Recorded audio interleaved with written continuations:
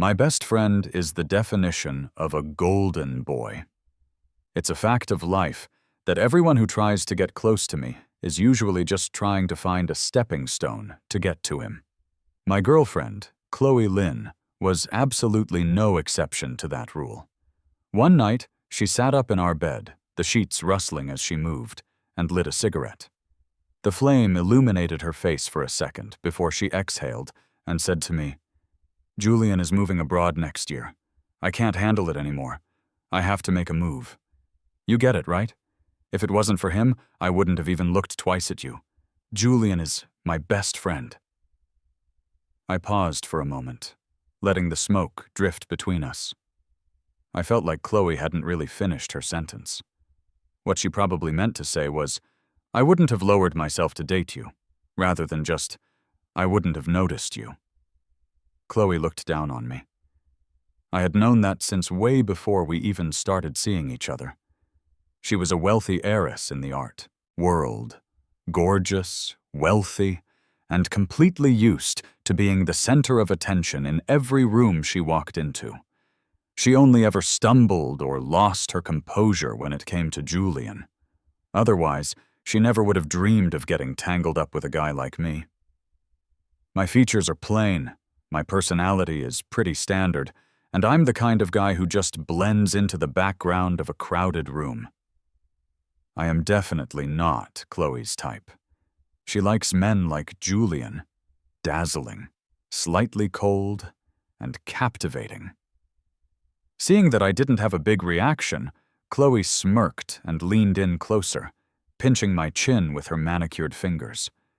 She blew a cloud of smoke right in my face, her eyes full of mocking laughter. "What? Don't tell me you're actually going to miss me?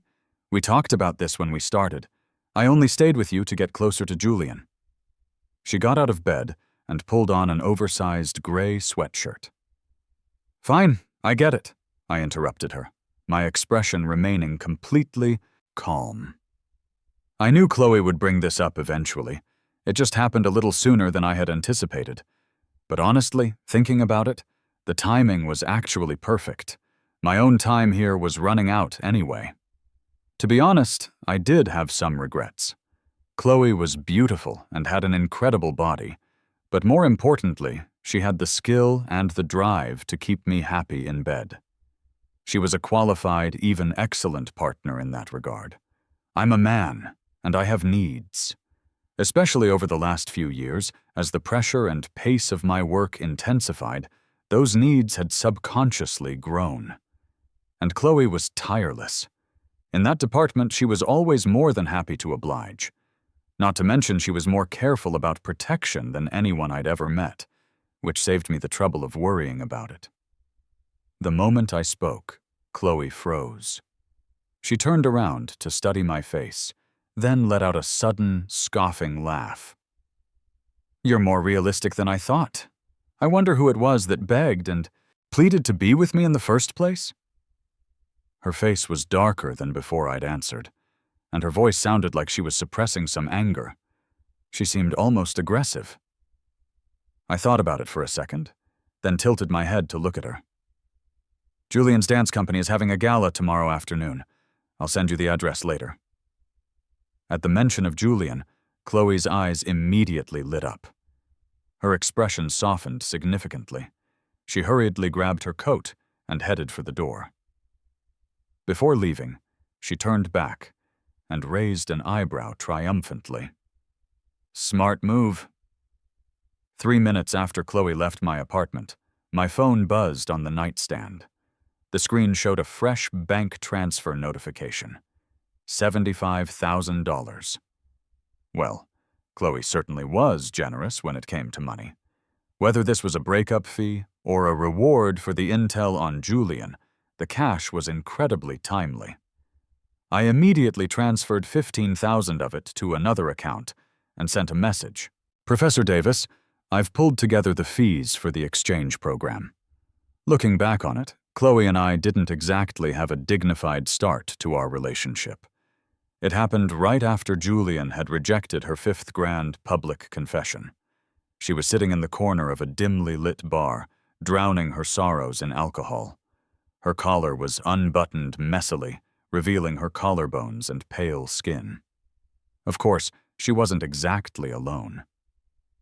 As usual, several handsome guys were hovering around her, trying to get her attention.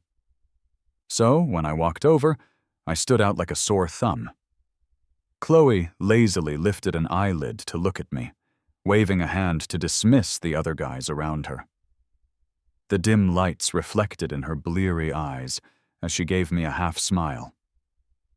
"Well, if it isn't Mr. Julian's best bud, Mark Evans, what do you want with me?"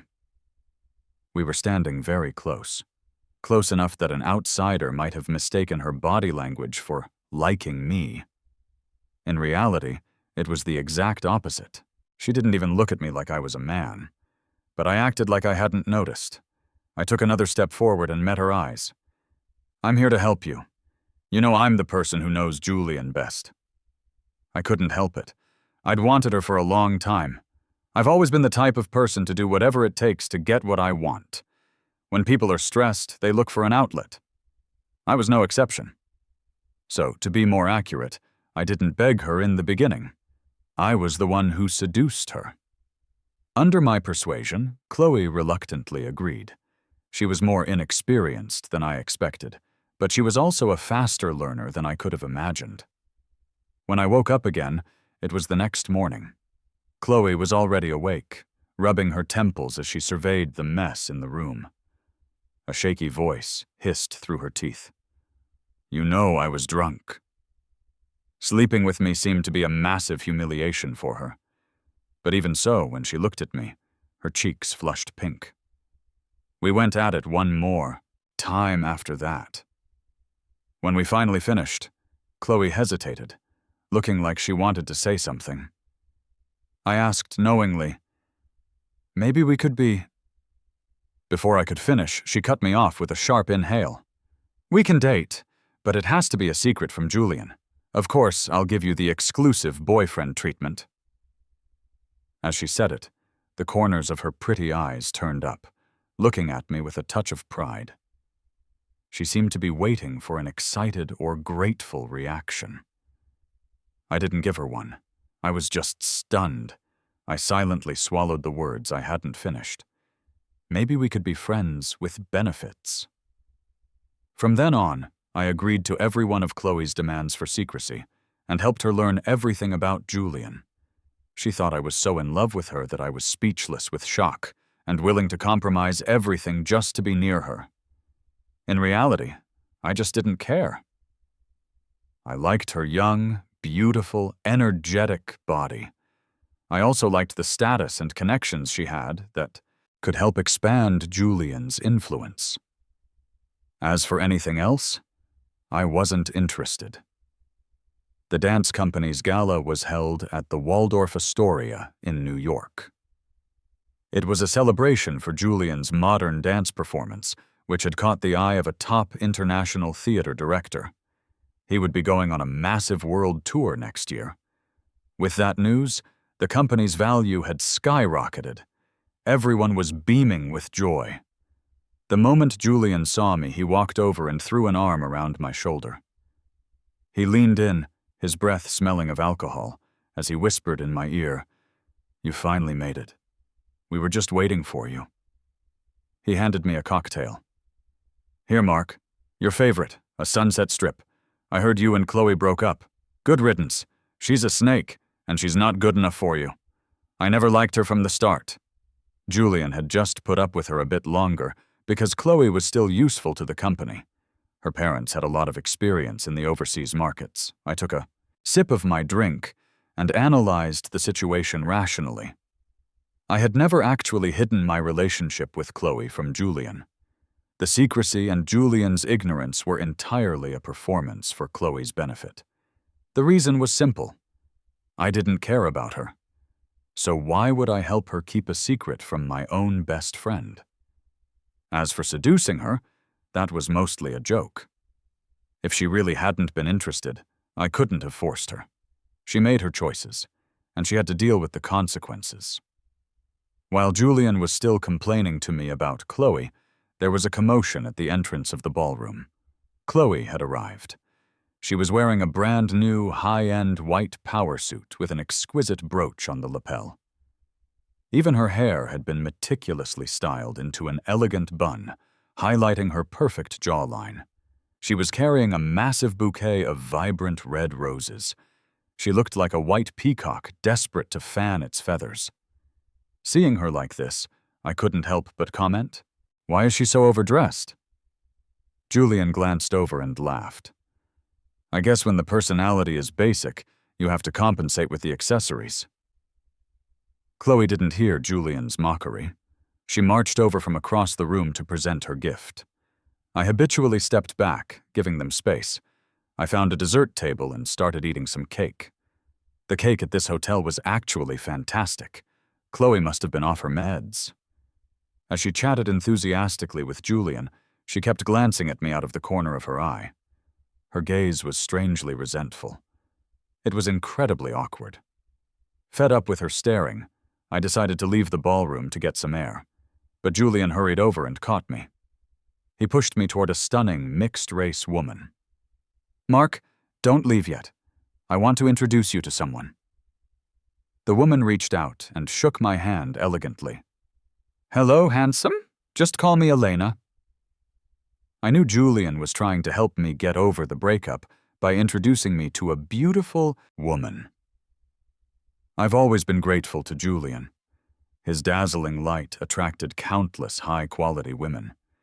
And because of him, I was lucky enough to get close to them and achieve my goals. More than half of these women would normally have ignored me or treated me with total indifference. But because of Julian, they felt forced to suck up to me, even going all out to impress me. Chloe was just the most ordinary of the bunch. She just happened to be the one I stayed with the longest. Sometimes she did give me the wrong idea. For instance, on holidays, she would stay in with me like a normal couple. We'd do couple things. We'd cuddle, then go to the grocery store together. After shopping, we'd go home and make hot pot. After eating, she'd insist on watching a horror movie to set the mood. In the end, she'd just end up huddled in my arms, terrified. Those days were happy. Even now, thinking back on them felt a little bittersweet. But that was all. I had more important things to do. Elena, standing in front of me, was a perfect candidate. Her family traced back 3 generations of British nobility. They were highly respected in the art world, specifically in painting. I'd recently heard that her family was looking to expand into the dance world. The beautiful woman didn't seem to know that I had already researched everything about her. She continued to introduce herself animatedly. At the right moment, I interrupted her. I smiled and asked, "What do you think of Julian?" Elena paused and instinctively looked at Julian. Her eyes showed that familiar look of admiration and emotion. "His dancing is flawless. I haven't been able to stop thinking about it since I saw him last." Of course, her gaze slowly fell back on me. "You're very impressive too, Mr. Evans. I heard you're responsible for more than half of Julian's choreography. The designs are breathtaking. I heard you also handle the music, the directing, and other production elements." This woman was unusually polite. She was the first person who, after praising Julian, also praised me. And it wasn't in a comparative way. It was a very objective evaluation. Most women didn't care at all about the behind-the-scenes work I did. Just then, Julian was surrounded by a crowd and led to the stage to cut the cake. "Aren't you going?" I asked Elena curiously. Almost everyone who had a crush on Julian was huddled around him, including Chloe. Elena shook her head and smiled at me. "It's too crowded over there. I think the view from here is just right." This Elena was even more interesting than I thought. While everyone was toasting and congratulating Julian, Elena suddenly looked at me. "Forgive me for being blunt, but aren't you jealous?" If anyone else had asked that, I would have thought they were trying to drive a wedge between us or pick a fight. But Elena's eyes were filled with the curiosity of someone exploring something new. without a hint of malice. So I answered with a question of my own. Are you jealous of your siblings? Elena wasn't the first person to ask me this. Between two brothers, one is as bright as the sun, while the other is as quiet as grass. With such a massive gap, it would be a lie to say there was no jealousy. But that didn't affect my feelings for Julian. Those feelings were far stronger than mere jealousy. It was like a blood bond. Actually, it was stronger than blood. At my answer, Elena gave a self-deprecating smile. I'm sorry, I was being reckless. To apologize, please allow me to formally invite you to join the Wilson Foundation as our lead partner and head choreographer. Although we haven't ventured into dance before, the terms we can offer you are better than anyone else's. I interrupted her knowingly. What's the catch? She hesitated, looking at me, then said awkwardly, We would hope that you could bring Mr. Julian along with you. That would be ideal. As expected. Everyone who approached me was ultimately after Julian. I'd encountered many buy one, get one free offers like this before. I was the free one. Sensing that she had misspoken, Elena added frantically, Of course, I genuinely admire and value your choreographic talent first, Mr. Evans. Please don't misunderstand me. In my eyes, you are a truly exceptional man. Really? I don't believe you. I looked at her with a smile, my voice soft. Unless you come outside and talk to me about it. If she had looked up at me then, she would have seen the calculated look in my eyes. Unfortunately, she was so flustered her face was beet red. She looked down and let me lead her out into the courtyard. Mr. Evans, what did you want to talk about? Elena plucked up her courage and looked me in the eye. Her face was even redder now. It was actually kind of cute. I could see my own smiling reflection in her clear amber eyes. Then that reflection moved closer. If you admire me so much, call me Mark next time. Ajay leaned down and kissed those tightly pressed lips.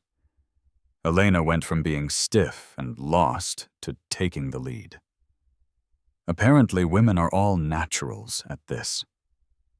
After a while, I heard footsteps behind me, and a familiar voice.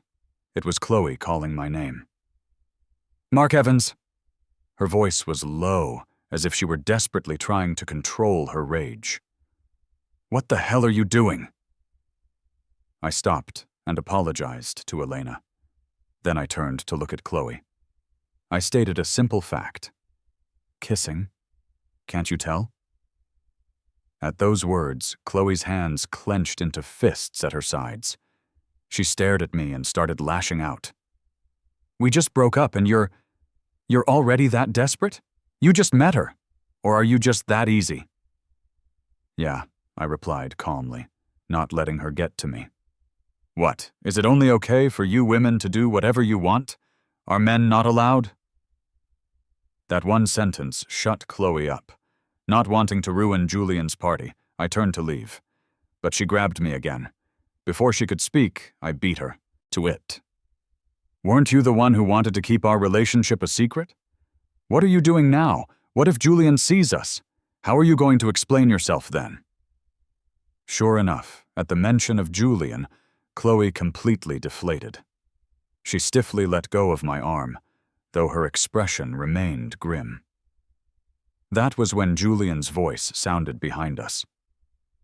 Hey, what are you guys doing out here? It was an incredibly awkward scene, especially for Chloe, being caught this close to me in front of the guy she was obsessed with. As soon as she heard Julian's voice, she scrambled back a few steps. As if trying to prove something, she turned and explained frantically, I was just asking Mark what his favorite foods are so I can take him out to dinner sometime to thank him. You can ask him yourself.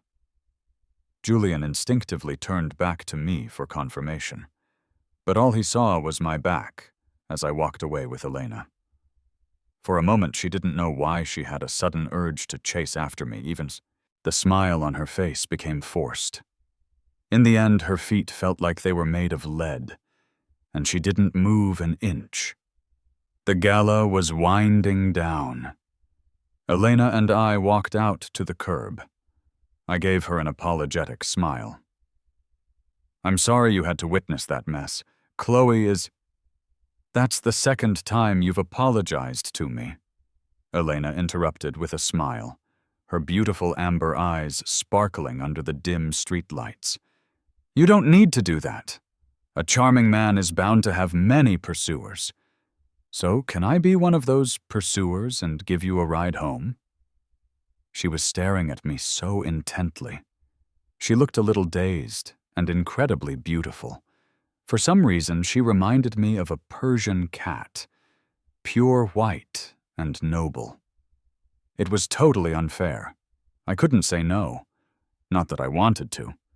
Why turn down a meal delivered to my door? But Elena was more reserved than I expected.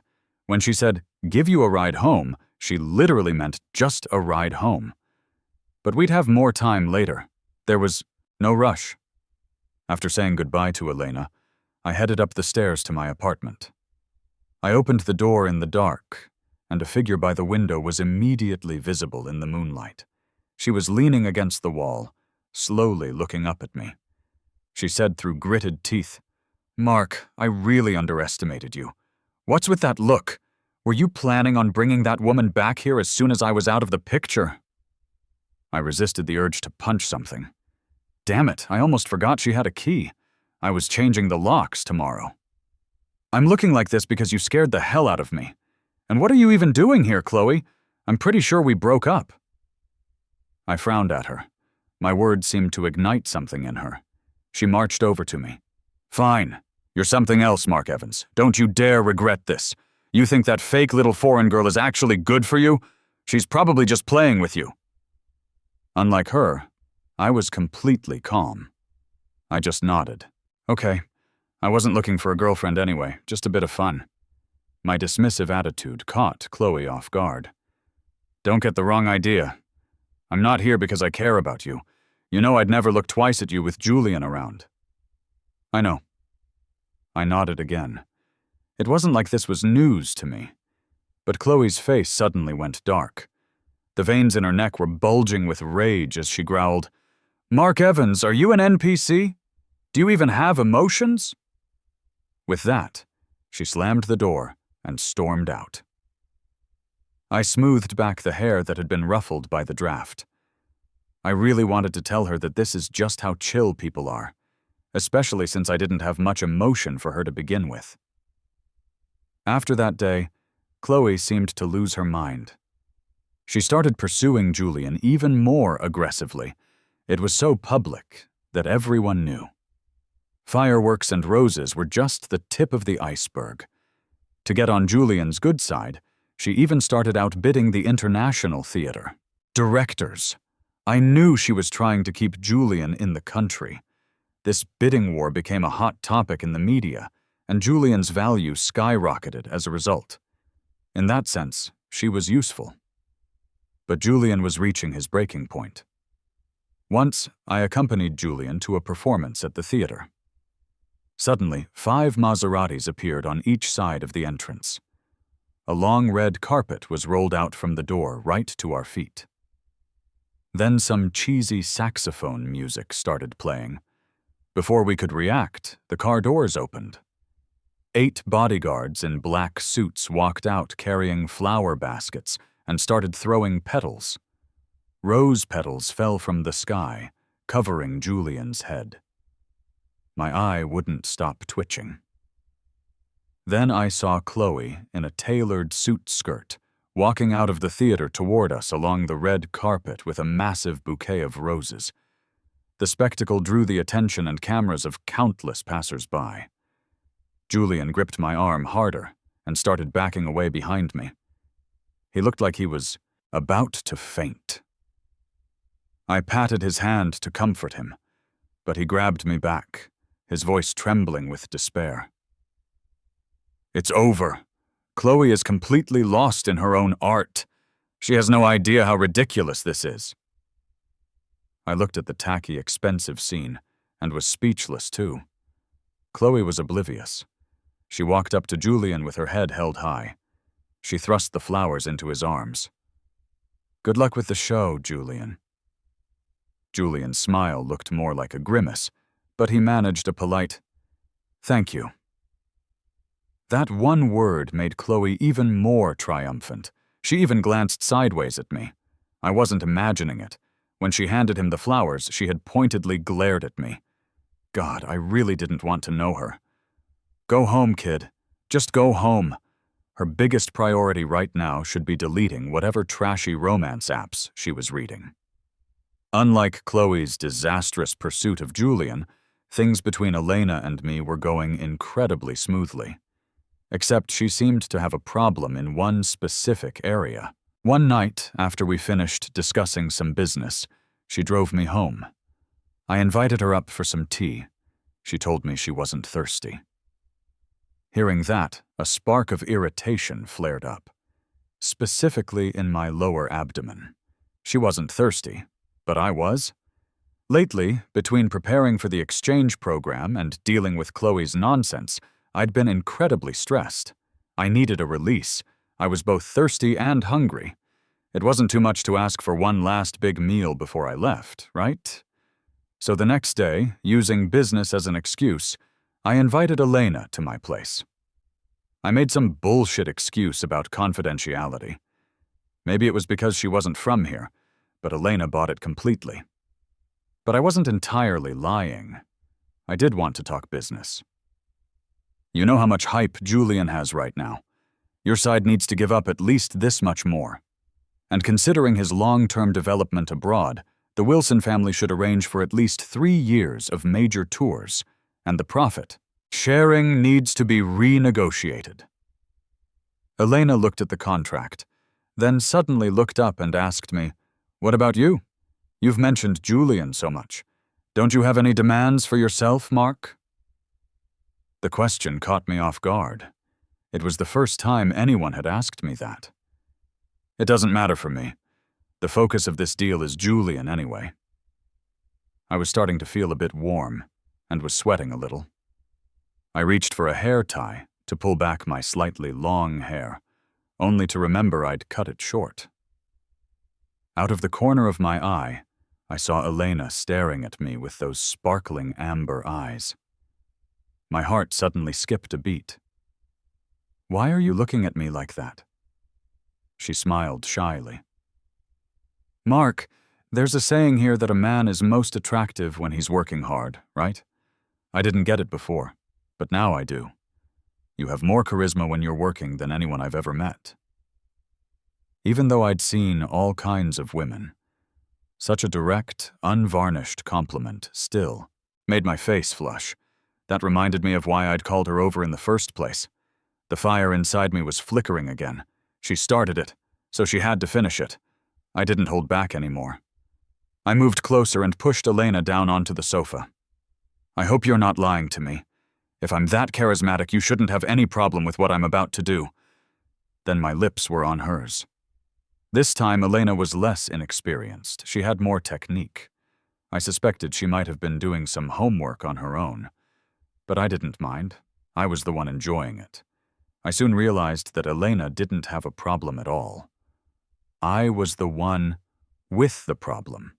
Specifically, a back problem. Elena's stamina was even better than Chloe's. The lights in my apartment stayed on all night. The next day, I woke up feeling satisfied and headed out for a walk. I ran into the old guy who lived downstairs. He came over to chat as soon as he saw me. "Hey, Mark, was that your new girlfriend? Last night? She's a real beauty." I gave an embarrassed smile. "No, just a friend. She had a few too many and crashed here. We didn't disturb you, did we?" He waved it off. Then his tone shifted. "It's a good thing you guys were busy. You have no idea how creepy it was last night." He pointed to a trash can not far away. "Right there. There was a shadow standing there all night, looking up at your window. And it kept making this sobbing sound like a ghost. Scared the life out of me." "A ghost?" What kind of ghost? I just took it as a weird story and forgot about it. Until the next night. My phone suddenly rang. An urgent voice from a medical professional came through the line. Hello? Is this Mr. Mark Evans? Yeah, this is he. A Ms. Lynn was just in a rear-end collision and is unconscious. She keeps calling your name. We had to call you. Could you come down here? I was silent. Chloe sure knew how to cause trouble for me. After weighing my options, I got up and headed to the hospital. On the way, I called some reporters I knew and told them to keep a lid on the story. I didn't want to wake up to a headline like Heiress rear-ends car in late-night despair over dance prince. When I got to the hospital, Chloe was lying in bed with her eyes closed, her arm in a cast and an IV drip running. I went to pay the fees and handle the paperwork. By the time I got back to the room, she was awake. She stared at me, her voice hoarse. Mark, you actually came. I nodded and sat in the chair by her bed. Are you just bored? Is that why you're creating extra work for me? I might be chill, but that doesn't mean I don't have a temper. Being dragged out in the middle of the night for this, the fact that I wasn't swearing was a testament to my patience. But Chloe acted like she hadn't heard me. She asked, Are you with that woman now? I rubbed my temples in frustration and looked at her, confused. You called me all the way here just to ask that? What? Does it have to do with you? At that, Chloe's hands clenched into fists, making the IV needle wobble. What do you mean, what does it have to do with me? I'm your girl. Wake up. We broke up, I interrupted her, raising my voice. I pressed the nurse call button. A nurse came in quickly to readjust the needle. I sighed and decided to lay it all out. Chloe, I really don't get what you're trying to do. If you want Julian, stop coming to me. You were the one who wanted to keep us a secret, but now you're back and forth, respecting neither me nor Julian. What if I stop chasing him? Chloe looked down, murmuring under her breath. I was stunned. She looked up with red eyes. I'm done with Julian. Can we please not break up? Just like before? And don't stay with that foreign girl. She tried to grab my sleeve with her good hand. Those proud eyes were now filled with tears, looking at me pitifully. A beautiful woman crying should be a heartbreaking sight. But a beautiful woman who won't listen is just annoying. I stepped back to avoid her hand and frowned. Chloe, no. A breakup is a breakup. And I really don't understand what you're agonized about. You don't even like me. But I do like you, damn it! Before I could finish, Chloe blurted it out in a raspy voice. Thump. Her hand hit the bed hard. As if admitting total defeat, she looked at me pleadingly. I thought I liked Julian, but every time I looked at him, I couldn't stop thinking about you. I didn't even realize it. I actually fell for you, Mark. I don't want to break up. The room went silent after that ridiculous confession. I gave a small, mocking laugh. But I don't like you, Chloe. The truth I'd held for so long was finally out. I turned to leave.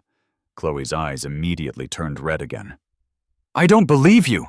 If you didn't like me, why did you let me be your girlfriend? Even if you hate me, you don't have to say things like that. I never liked you, so why would I hate you? Also, nobody ever said a girlfriend has to be someone you like. Try to be a dignified ex. Don't come looking for me anymore. I leaned against the doorframe and said those final words before leaving. Looking at her face, which had gone even paler under the fluorescent lights, I figured that was it for Chloe and me. She was a proud person after all. But I underestimated Chloe's persistence. Julian's final performance of the year was likely to be his last one in the country, and the hype was insane. The media swarmed the venue. The auditorium was packed. Under the spotlights, the music for Swan Lake began. The silver beams hit his white costume, making it sparkle. Every one of Julian's landings, turns, and jumps took everyone's breath away. To me, he was a celestial being born for the stage. When it ended, almost everyone stood up. The applause was deafening, but then the light suddenly went out. Rose petals started falling from the ceiling. The audience gasped. I was watching from behind the curtain, calling security on my radio to maintain order. But a second later, the silver spotlight focused on me. The curtain was yanked open. That familiar saxophone music started playing.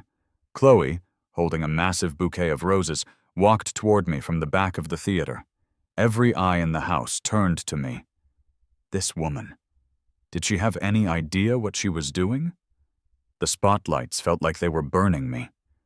A suffocating wave of anxiety washed over me. It was like I was back in that nightmare from years ago. And then Chloe stopped in front of me and knelt on one knee to present the flowers. "Mark, you said you don't like me. That's fine. I'm going to pursue you now. I love you, Mark Evans." The cameras kept clicking. To everyone else, this was probably a romantic dream. But for me, it wasn't. Rage and disgust twisted inside me, making my vision blur. My voice was trembling. "Chloe, if I didn't like you before, I hate you now. I absolutely hate you. Who gave you the right to ruin Julian's final show?" By the end, I could barely breathe. Chloe finally noticed something was wrong. Her face went white, and she tried to step forward to help me. "Mark, I didn't mean to—" "Get the hell away from him!" Julian appeared in front of me. He never swore, but he had just snapped. He took my hand, his warmth grounding me. Just like so many times before, he was pulling me out of the darkness. "Slap!" Julian slapped the stunned Chloe across the face. He pointed at her and shouted coldly, "Are you a complete moron? He told you he doesn't like you and you still force him onto the stage to listen to your bullshit? A few weeks ago you were stalking me, and now it's Mark? Is your love like a flyer on the street? Does everyone get a copy? Security, get this thing out of here!" Everything that followed was a blur. Security dragged Chloe away on Julian's orders. Reporters pushed forward, desperate to capture the scandal. The voices, the footsteps, and the noise blended into a roar in my ears.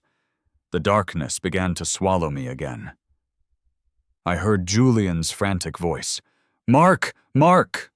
But I felt completely safe. Julian and I have known each other since we were kids. In elementary school, we were in the same modern dance class. Unlike Julian, who was always front and center, I was just average, competent but unremarkable. For our first public performance, I was lucky enough to be positioned right next to Julian. I was the green leaf meant to set off the flower. But I didn't hate it. In fact, I loved it. From the first day of class, I had watched Julian's dancing bloom. It was so beautiful, so intoxicating. So when Julian smiled at me and said, "Your name is Mark, right? Can I call you Mark? We can dance together from now on." At that moment I thought, maybe dancing next to Julian is a gift from God. I promised myself I wouldn't mess it up. But things didn't go as planned. I stood on that stage, and when the spotlights hit me, I froze. The steps I had practiced 1,000 times vanished. I didn't know why. My eyes filled with tears, and I tried desperately to move, but I stumbled. "I'm going to ruin everything." The whispers and the hostile glares from the audience started to close in, but Julian caught me. He didn't blame me. He just gripped my hand firmly. He stepped in front of me, blocking the audience's view, and whispered, "It's okay. Everyone gets nervous, Mark. I'm right here. Don't be afraid." That first performance was a disaster. Despite Julian's explanations, many of the other students were furious with me. They started bullying me behind his back. But Julian always took my side. He'd pull me along and go settle the score with them. Later, I was diagnosed with stage fright. I quit the dance class. But we stayed best friends. One winter, he took me out to see the snow. On the way home, he was hopping around excitedly. He turned back to look at me, sounding a bit hesitant. "Mark, my teacher talked to me yesterday. There's an exchange program in Paris next semester. They said I could bring one classmate. Do you want to try?" "I'm okay, Julian." I interrupted him without hesitation. I just looked at him. Under the streetlights, with the warm glow behind him, Julian looked like a sprite with wings. The words just came out. "I've found something I'd rather do."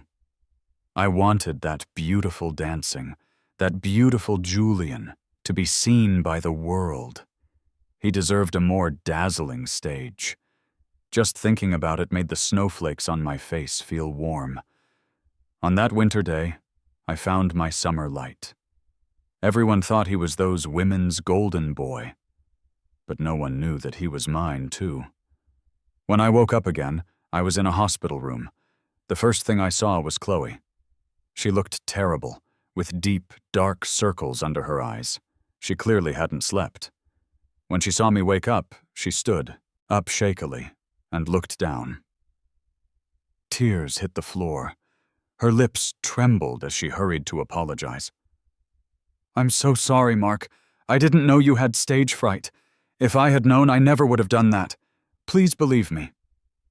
Chloe looked up, her eyes swimming with tears. "I really do love you, Mark." I frowned. I didn't even have the energy to get mad.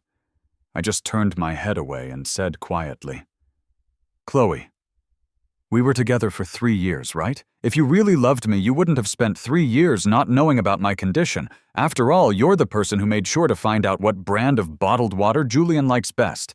So can you stop disgusting me now?" Chloe tried desperately to explain. "No, that's not it. Mark, I just didn't understand my own heart before, but I'm not lying now. I swear." She lowered her lashes, her voice raspy with pleading. "Please just give me one more chance. It doesn't matter anymore." I looked at her coldly. "I don't want to see you now, and I won't see you in the future. I'm moving to Europe with Julian." Chloe opened her mouth as if to say more, but there was a commotion at the door. Julian came bursting in, swearing. He stood in front of me like a mother hen protecting a chick. "For a billionaire's daughter, you're incredibly shameless. You waited until I went to get lunch to come harass my Mark? I'm telling you, I'm not playing around. If you keep this up, I'm calling the cops," Julian shouted toward the hallway. "Can someone help? There's a crazy person harassing a patient. Security!" Chloe was forced to leave, but before she went, she gave me a long, deep look. Looking at her back, Julian spat on the floor. "You can't judge a book by its cover. Looks like a human, acts like a creep. Mark, stay away from people like that. I'll protect you next time." I smiled and nodded. "Yeah, I believe you. By the way, what's the word on the street?" Julian snorted. "Don't worry about it. Let me tell you, the company lately." Even though Julian acted like it was no big deal, I could tell he was trying to change the subject. I was usually the one who handled the PR. Julian wouldn't know how to deal with it on his own. After he left, I looked toward the door. "You can come in, Elena." Elena had texted me earlier saying she wanted to visit. She peeked her head out from behind the door. I laughed. "Why are you so afraid of Julian?" She walked to the bed, looking like a dejected cat. "Do you have any idea? Mr. Julian is currently at a level where he treats any woman within a 10-mile radius of you like a threat. Oh, I brought this for you." That's when I saw the bouquet she was hiding behind her back. Not roses, irises, my favorite flower. I gave her a grateful smile. "Elena, I need a favor." Her eyes lit up instantly. It was like I was giving her a reward rather than asking for help. "Name it. I'll do 10. "I don't need 10. Actually, this involves the deal we talked about. There were too many reporters that night. We can't stop the rumors." But if we use them right, it's a perfect marketing opportunity. As I talked, Elena went silent. I looked up and found her staring at me again. I was starting to get worried about our future collaboration. "What are you looking at?" Elena gave an embarrassed smile. "Sorry, I just got mesmerized looking at you." Great. Now I was the one who was embarrassed. Are people from England always this direct? I spent some time discussing the plan with Elena. After she left, and before Julian got back, I called several other women. Elena alone wasn't enough. I needed more leverage. Gossip accounts love to speculate, and in that last performance, Julian did several things he shouldn't have done. I wouldn't allow a single stain on his reputation. Those women were the perfect tools.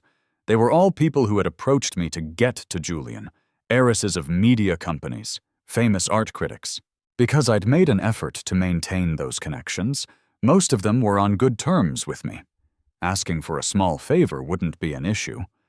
In my eyes, none of those women were good enough for Julian, but in a way, they were essential. And unlike Julian, I was the invisible man behind the scenes. They didn't care about me, and they didn't pay attention to me. No one knew how manipulative I was. Julian the dancer deserved to be seen by the world. As for the methods, I didn't care what it took. After I was discharged, the rumors were successfully steered in a new direction. The media portrayed Julian as an independent powerhouse of the dance world, handsome, strong, and dedicated to his art. He had finally had enough of a wealthy socialite's fickle pursuit and bravely rejected her during his curtain call. Chloe's reputation took a hit, obviously, but she didn't seem to care.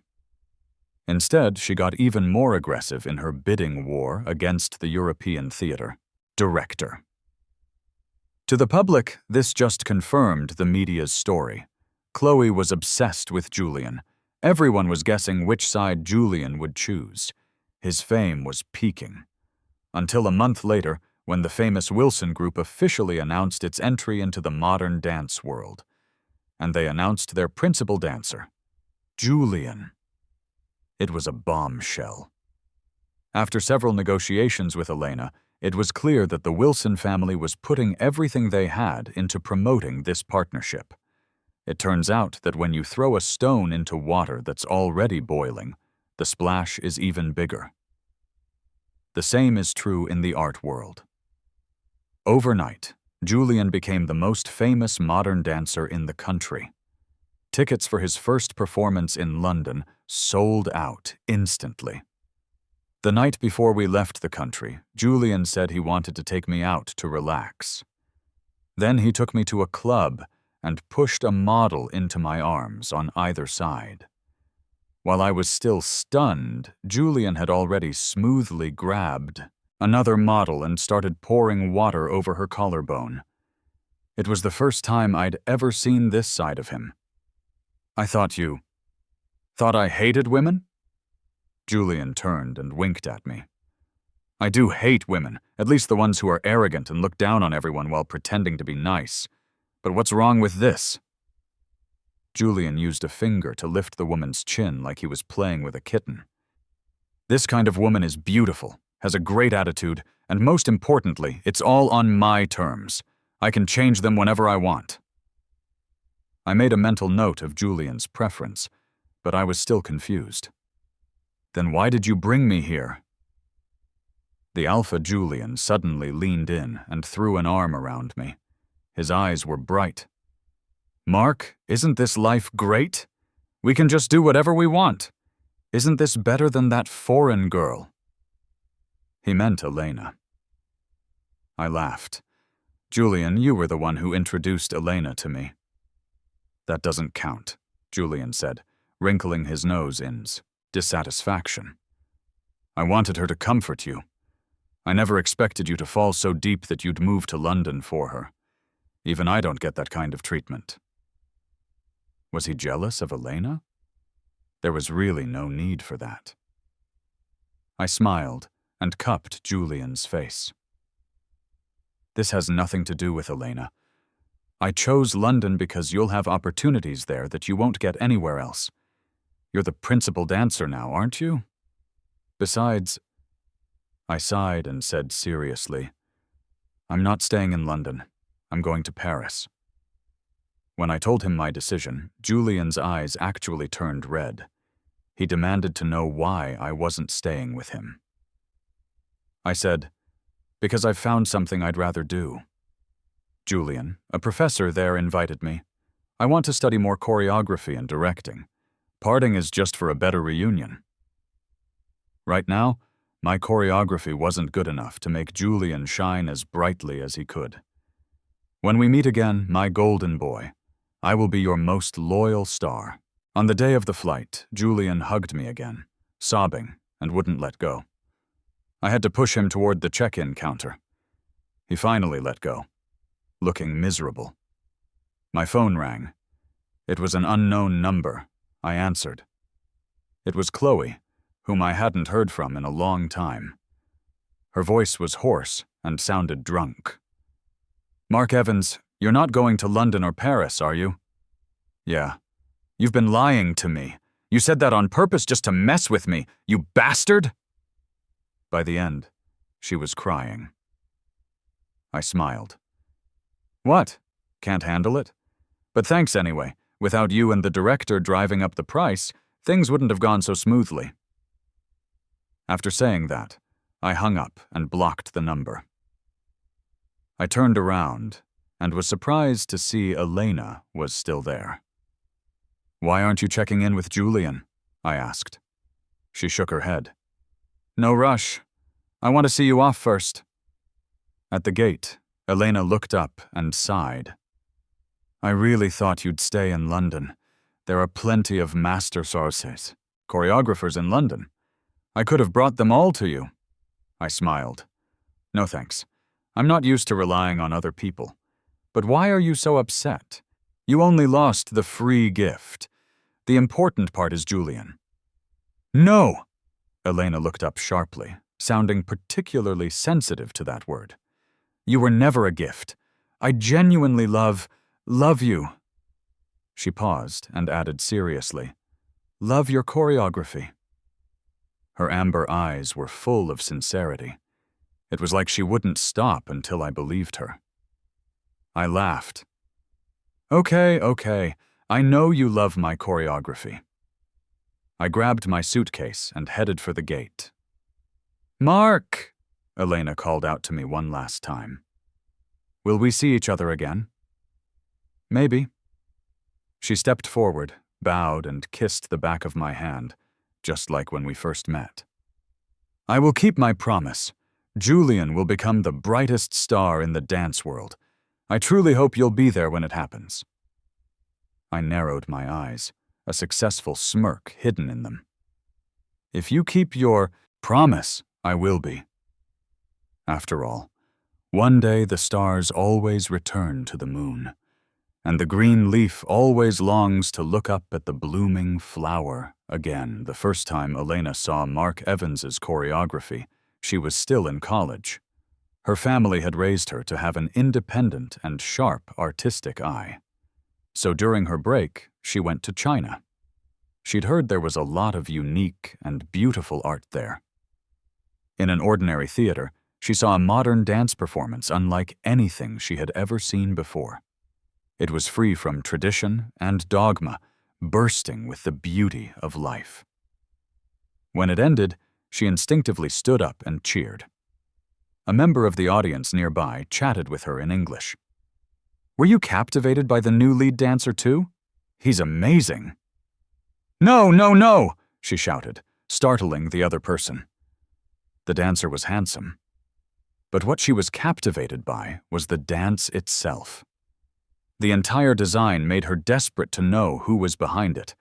It had to be a brilliant and unique choreographer. Unfortunately, everyone only noticed the dancer. Hardly anyone knew anything about the choreographer. She only heard that he was also a college student. After that, whenever Elena had time, she'd buy a ticket and fly over to see the performances at that theater. Every time it brought her a new surprise. No one knew that she had become a fan of an anonymous choreographer. Later, she followed her family into the professional world, she gained more power and more information. So when she learned that her family wanted to find a partner in the dance world, she grabbed the opportunity without hesitation. Finally, she stood in front of the choreographer she had dreamed of meeting. She was so nervous, she couldn't even speak. The only thing she could hear was the pounding of her heart telling her, he's the one. She was more than happy to be used by him,